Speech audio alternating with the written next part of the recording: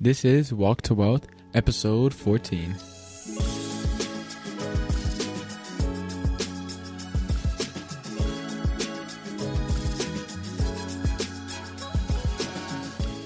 My name is John Mendez, and I am your host. Welcome to Walk to Wealth, where I motivate and inspire people new to the world of personal finance by letting you all in behind the scenes of someone who's still on his way. Thank you for tuning into today's episode. For all my new listeners, welcome. I'm glad that you're here. I'm glad that you can make it. For all the OGs in the building, welcome back home. Thank you for all the loyalty and all the support. Hey everyone, welcome to the Walk to Wealth podcast. We have a very special guest here. I'm here with my good friend Carly Worth. Carly, for anyone that may not know you, tell us a little bit about yourself. What's your elevator pitch? Hey everybody. So I'm Carly from Connecticut. I got into real estate about 16 months ago, and it has been nothing short but amazing and life-changing. And obviously, like anything, especially when you're new to it, you have your ups and downs, but, kind of just riding the wave and figuring out which direction you need to go that's going to fit for what you're trying to accomplish. So, 16 months and going strong. That's amazing. And you touched upon it a little bit. Tell us a little bit about your walk to wealth. Like, what happened before real estate that got you into it, and what kind of helped you get to the success that you've been achieving already so early in the game? So, funny story. I actually used to be a personal trainer, and I was going to open up my own gym prior to COVID. I was managing a gym at the time. And then obviously COVID happened, and that threw everybody's life upside down. So I was walking in Newport, Rhode Island, and I had been thinking about real estate for a little bit. Some of my friends have been like, over the years, Carly, you need to get into real estate. Like, you would kill it. And I was like, whatever. Like, I had such a passion for fitness. And so I was walking, and there were a group of girls, and the only part that I heard one girl say, it's like it stood out to me. She was like, I'm going to get into real estate. And I was like, okay, God, I hear you. Like, thank you, universe. Thank you for that sign. So when I got home, I actually started my classes like immediately. And, it took me a couple months and studied for the test, which, is everyone kind of had me overwhelmed about. And it ended up not being as bad as I thought it was going to be. So I got into the business, and my first 8 days of being licensed, I had my first 2 deals under contract, closed my first deal in, I think, 28 days of being licensed. And that was a house in Westport, Connecticut, which my client actually just did a full gut renovation and reconfiguration. And we just sold it, about a month and a half ago for $850,000. So it was a very good project. It was my first one, and to see it just come to fruition was awesome. So far, so good in the real estate world. I already had my first $1 million sale last year. So kind of just working from there, but investors is definitely like my niche, and that's where I'm at. Yeah, that's amazing. First of all, congrats to you on your first $1 million listing. You're pretty much big time now. Thank you. And then you said a quick little keyword in there, gut renovation. For anyone that may not know, can you just explain that really quickly as what is a gut renovation? What does that even mean? So basically, there was nothing from that house existing anymore in the reno. So the floor plan was completely changed. So architecturally redesigned. The only existing portion of that house was fractions of the foundation. So the framing was new, the sheetrock, pretty much everything from top to bottom, that house was brand new. Sheesh. And you kind of mentioned a little bit how you work with investors.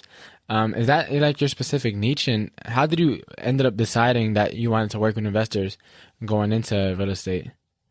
So that is where I focus. I do a lot of off-market deals. I work with a lot of wholesalers, like nationwide, not even just in Connecticut.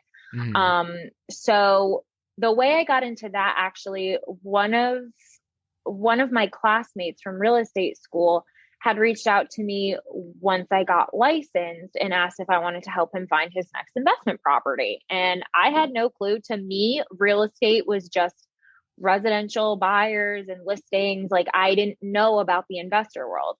So after talking with him, I actually made a big connection pretty early on with a wholesaler who had a couple deals that, were going to work for him. So that was the week I got the 2 properties under contract. It was also the end of the year. It was, middle December. So no one in, the office was there to help me.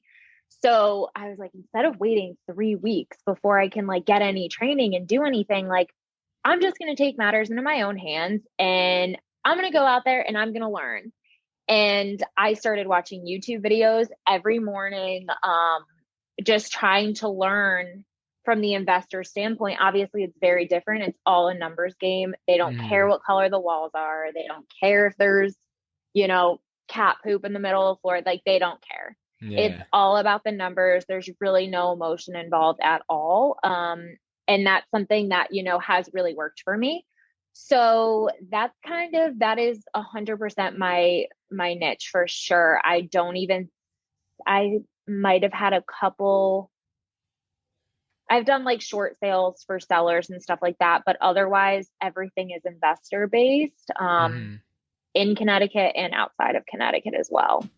Really? And so, with everything being investor based, like, who did you have to meet? I know you said one guy from the real estate school, but like, who do you have to network to get in touch with investors? Because I feel like that world is kind of closed off to a lot of people. Yeah. And not really closed off, but it's like a lot of people don't really know about it, and the people that kind of know about it don't know how on earth to get involved actually in it.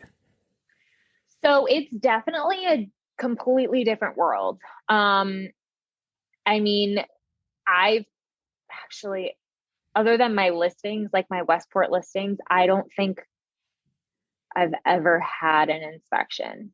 Like, none of my investors have ever done an inspection. They show up with their GC, they do their walkthrough, they know their numbers, and they put in an offer. There's no contingency. So it is very, very, very different from regular residential real estate, where you're dealing with appraisals and you're dealing with mortgages. I have actually never even dealt with a mortgage. So completely different. All of my clients use hard money. I have the best hard money lender in the world, two who funds deals everywhere. Yeah, sorry for interrupting. You said a GC and hard money. For anyone that doesn't know, what are those two things? So a GC is a general contractor.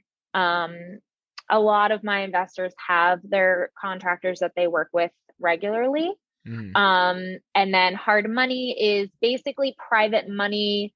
The interest on it is a little bit higher, but it's more meant for investors, who are closing in an LLC. It's not their primary home. They don't want their personal assets to be held liable, so they close in an LLC. The money is a little bit more expensive, and it's usually shorter term, but you can get, loans to rehab the property. So you'll get like monthly or weekly draws to pay for the renovations, which most of the time are 100% funded. So it's really meant for people who are in the real estate space to either flip or do the BURR method. So they're rehabbing the property to increase the value. So BURR, if you're not familiar, is buy, rehab, rent. Yes, repeat. Exactly. Yes. And that a lot of my clients do that. So I've had, multiple clients close multiple deals with me in a year, and that's kind of their game plan. And then, some people take a little break and go back to flipping again for quicker cash. But once they refinance, they get their cash back, and then they just invest into the next property. Yeah. And so, I know you said that, the investor world is like a completely different world. What are some of like the main pros and cons that you've so far experienced in your 16 months in the business dealing with mainly investors? So pros would definitely be, for me, I'm a very relationship oriented person. So for me, having those repeat customers and those clients, I should actually call them those repeat clients, I'm able to really build that rapport with them because I continuously do deals with them. And when, they're ready for their next investment property, they'll reach out to me. Or if I find something off market that might fit, their criteria. So it's a very good like relationship based, versus, in residential real estate, if somebody buys a house, they might not move for another 20 years. Yeah. Although you will get more referrals from friends and family, I still do get referrals. Now that my name is kind of out there in Connecticut for real estate investor friendly agent, I get, a lot of referrals that way, people that have worked with me or have heard about me. So that is helpful. But it's definitely, the investor space is definitely not for everybody. A con could be, you feel maybe a little bit, at the end of the day, it's the investor's choice. If they're going to go in on a property, you can provide them, the comps. You can tell them, hey, this is where the market was. This is where it is now. Nobody knows where it's going to go though. So at the end of the day, you feel a little bit of pressure, because it's kind of out of your control. Like you don't know how great the work is going to turn out. You don't know if they're going to really do everything that they should do to get top dollar for that house. So it's something that you're kind of a little out of control of. Things can change. But the investors who know what they're doing, they take accountability and they know exactly what they need to do.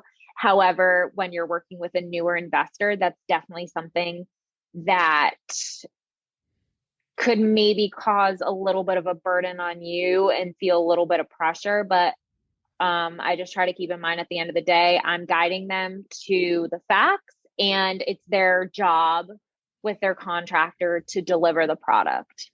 Yeah, and how did you become so intentional about, working with investors and like strictly only investors? How did you become so intentional about that and choosing who you want to work with?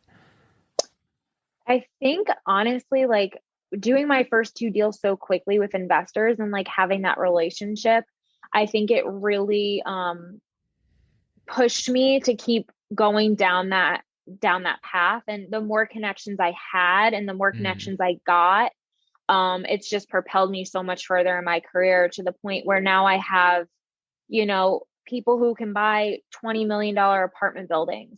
And if they don't want it, they have people who do. So it's just, I just kept networking. I would say like my first 6 months, I was just networking my butt off to get those huge connections. And then once you get a couple of those connections, it's kind of just like a snowball effect and it just keeps going and going and going. So, now I have some really top people who also have become friends who want to see me succeed. And they've given me, that a little bit of assistance to get me there as well. And with all the networking, was it like you just going up to random investor meetups, or like was it strategic? Were you like specifically trying to invest with people that you wanted to be like, or did you invest with like people who you wanted to do business with? How did you go about doing that? So I use mostly social media to network. And if I can't drive this point home anymore, you have to be so intentional with who you work with, because there are some people who will suck the life out of you. And I learned that lesson really early on. I was completely burnt out. I had a few clients who were taking up way too much time, texting me at, 5 o'clock in the morning, midnight. And, you feel inclined to have to cater to their every need, but it becomes to the point where it's almost toxic and too codependent and it's too much hand holding. So I have learned over the past year to be very, very, very intentional with who I work with and make sure that they're people that I want to surround myself with and that people that I want to be like. Everyone knows the saying, you're an average of the 5 people you hang out with. So if you're hanging out with, people who aren't successful in real estate, you're not going to learn anything from them other than how to fail. So I've surrounded myself at this point with people who are true investors and know what they're doing and have the capacity to do what they want to do. And that's kind of where it's led me. Yeah, and So, do you have any particular like networking events that you went to? Like, for example, like potentially CT RIA, or was like any conferences that you went to do a lot of networking? Was it like, did you network by joining like Facebook groups and just mass DMing people? Like, how did you go about finding these people? So truthfully, I've never been to a networking event in my life. I'm actually in Dallas right now to go to an enormous networking event with a bunch of realtors and wholesalers and investors. So that should be very interesting. But no, I got in during COVID where there weren't really meetups. I did join a bunch of Facebook groups. I was posting helpful and useful information, whether it was market statistics, On or just Facebook or like which platform? yeah. I mean, yes, Facebook. I feel like Facebook has been my main source of business, to be Okay. honest with you. Um, Instagram, not so much lately. I've been really trying to focus on Facebook and LinkedIn to get those people, as it helps me as well network outside of Connecticut, because I do get a lot of deals outside of Connecticut. I have a few very big connections that work with bank owned properties. So I am getting things nationwide. So it was kind of my goal to be able to reach out to anyone and everyone, no matter where they were and whether they were buying a single family or a 50 unit apartment building. Mm. And so, I want to touch upon a point you kind of talked about a little bit earlier with the people running you dry, and running around. And how did you eventually manage to get back that part of your life that you feel like was essentially kind of being robbed at the pretty much at the mercy of your investors? I hit a very, very, very low point. One of my investors really kind of quote unquote did me dirty. And ever since then, I was like, the amount of deals I could have done, not wasting so much time on this one person, Mm. that's what really opened my eyes. Like, I've spent countless hours on this deal. Like, I poured my heart and soul into it. And because something wasn't done properly, I then also had to suffer the consequences of it. So the people who suck you dry, who call you all the time, who want to have conversations, who don't respect that you have a life outside of work, those are the people you need to eliminate, because true business people will respect your space and your time as well as you being a person. So for a while, I didn't feel like a person. I had no boundaries. I allowed anyone to call me whenever they wanted to. And, it got to the point where it was like, I don't feel like a person. Like, I don't have a Mm. life outside of work. Work is consuming my every thought. I actually got super resentful and really started hating what I was doing, Yeah. because I was just to the point where I was so burnt out. Like, I would go away on vacation and I'd be working the whole time, and people wouldn't respect the fact that I told them I was on vacation. So I think it's just being very intentional with your boundaries as well, because like I said, real business people understand that you have a life and you need to have a life outside of work in order to be your best self and in order to be the best at your job. Mm. So things like that, like the expectation in real estate is that real estate is a 24/7 job, and it really shouldn't be. I mean, if you have like if you need to go to the doctor, your doctor has set hours.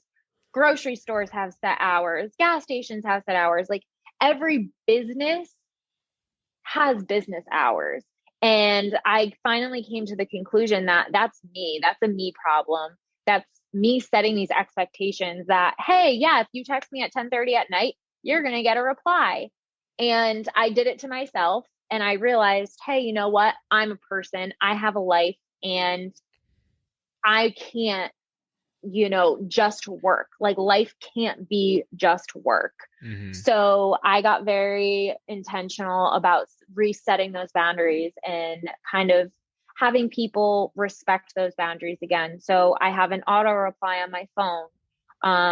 So if I put the driving mode on, that means it'll send an auto text that says I'm either in a meeting, it's after hours, I'll get back to you as soon as I can, yada, yada, yada. Mm. Um, So just setting something like that, people know now. If you're texting me at 8 o'clock at night, you're going to get replied to first thing in the morning. I have an auto reply on my email that says, due to high workload volume, I am answering emails at 11 a.m. Eastern time and 4 p.m. Eastern time. If anything requires immediate attention, please give me a call at my number. So it forces people also to be like, okay, well, is this actually important? Or like, am I just being annoying? Yeah. And that has really, really, really helped me, because people kind of ask themselves like, oh, no, that's not that important. Like, it can wait until 4 o'clock, or, oh, it can wait till tomorrow at 11 when she replies to me. So that I actually got from the 4-hour work week, which people who are struggling with setting boundaries, I would definitely say that has been very, very, very helpful for me. And how did you go about kind of resetting your boundaries with people that were kind of there before you set them? And now that you set your new boundaries, they still had the idea like, hey, I called her all the time before at 10 o'clock. I could just keep calling her at 10 o'clock. How did you reset the boundaries with those people? And if the boundaries, weren't able to be set, how did you eventually like break off from those people? Because a lot of people, not even just business life, but like relationships, a lot of people are at jobs that they don't like. A lot of people are, in situations aside from their, business, where this happens all the time. So how do you go about, resetting those boundaries with people who were there prior to you setting them, and then breaking off with people who didn't respect the fact that you had boundaries now?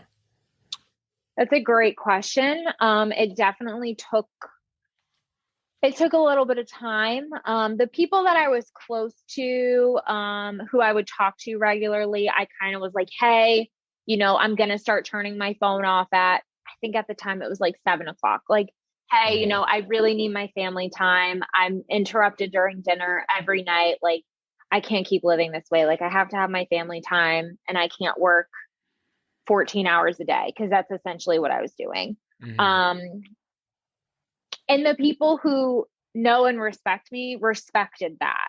Yeah. I actually had one client was like, hey, I really think, because I was like, he could tell I was like exhausted. He's like, I really think you need to start turning your phone off like at night. And I was like, yeah, you know what? You're right. I do. So like I said, because it's a little different, because I have relationships with these people, they do respect me. And by me implementing those boundaries, I think it only helped them have further respect for me. But if somebody is not going to respect those boundaries, then that's somebody you instantly know right off the bat, do not work with them. If somebody doesn't respect you and your time, and expects you to be accessible 24/7, don't even waste your time, because the stress is not worth it. And I've come to that conclusion this year too. Like, there is no amount of money in the world that was worth the amount of stress I was putting myself through. I was at rock bottom. And so then let me ask you a question then. If you could go back in time right now, would you do it all over again to get to the success that you're at now? Or would you have waited another year or so? That is all for part 1 of the interview. Make sure to come back for part 2 so you can get the rest of the gems that we dropped in this interview. Thank you guys for tuning in to today's episode. Again, I am your host, John Mendez.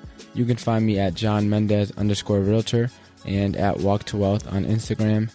Please make sure to subscribe and leave a review if you're loving the podcast so far.